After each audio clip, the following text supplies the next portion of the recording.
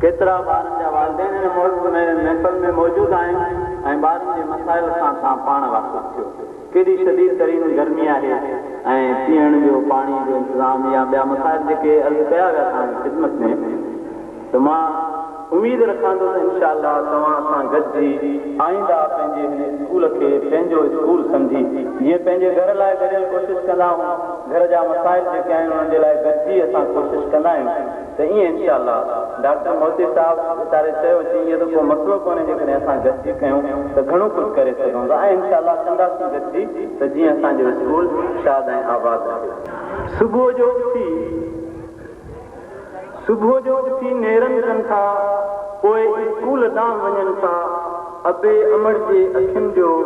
आहिनि खार नंढड़ा मिठड़ा प्यारा ॿार, आईंदे जा आहिनि ही महिमार, दिलि लॻाए खूब पढ़नि था, इम्तिहान में नंबर खणनि था, नंढड़ा प्यारा आहिनि ॿार, नंढनि वॾनि जो अदब कनि था, नंढनि वॾनि जो अदब कनि था, नंढड़ा मिठड़ा प्यारा ॿार, आहींदे जा आहिनि महिमार, शीशीअ जहिड़ी दिलि न रखो पर सोच रखो, शीशीअ जहिड़ी दिलि न रखो, शीशी साफ़ हूंदी आहे त चए थो त शीशीअ जहिड़ी दिलि न रखो जो गरड़े ते भॼी पए, पर दिलि शीशीअ जहिड़ी साफ़ रखो, शीशीअ जहिड़ी दिलि न रखो पर सोच रखो, पढ़णु महांगो आहे, पढ़णु महांगो आहे, पोइ पढ़ो ॿार, पढ़णु महांगो आहे, क़ीमत जे लिहाज़ सां बि महिनत जे लिहाज़ सां बि, पढ़णु महांगो आहे ॿारो, पोइ बि पढ़बो, मंज़िल मिलंदी एॾी सवली कान्हे का, मंज़िल मिलंदी एॾी सवली कान्हे का, ऊंधाईअ में बि तोखे अॻिते आ वधणो, तीर इल्म जी लाइ अकुल जो मण घुरिजे, हिकिड़ो शेर इल्म जो आहे, उन लाइ अकुल जो मण थो घुरिजे, नीम हकीम खां ख़तरो आहे जीवन में, जाहिल खां जेको जीअं चवे थो सो सभु सच न आहे,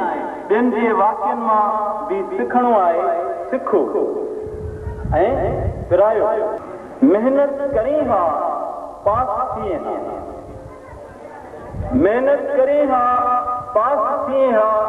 पंहिंजी मंज़िल अॻिते माणे हा, ॾुखनि जा ॾींहं गुज़री वञनि हा, सुखनि सदो नओं सिज उभारे, चए थो ॿाराड़ीअ जो वेचारो ॿार ॼण खूह ते रखियल न, ऐं ॿारो करियो सिंध में तालीम आम, पोइ थींदो जग में सिंध जो नाम, जिन जो रहंदो इल्म सां चाह, इहे मंज़िलूं माईंदा जाम, गीत बोल नंढड़ा निमाणींदा, जीवे तीवे पालणा, सचल साईं रहमतुल्लाह अलैह जे नाले सां को बि जेको आहे नावाक़िफ़ कोन्हे, बल्कि सबको वाक़िफ़ आहे, जंहिंजो कौल आहे साईं बंदो खता जो घर आहे, पर मालिक वटि अता जी का कमी कान्हे, हज़रत सचल सरमद पंहिंजे मालिक आॾो पंहिंजी आजिज़ी ऐं निमाणाई पेश कंदे पंहिंजे पापनि ते पर्दो रखण लाइ मालिक साईं खे कीअं न आजियूं ऐं नाज़ियूं करे परचाइण जी कोशिशि थो करे, त अचो त ॿुधूं 9th क्लास में पहिरीं पोज़ीशन माणींदड़ शागिर्द रमेश कुमार खां नंढड़ा निमाणींदा, जीवे जीवे पालणा, नंढड़ा निमाणींदा,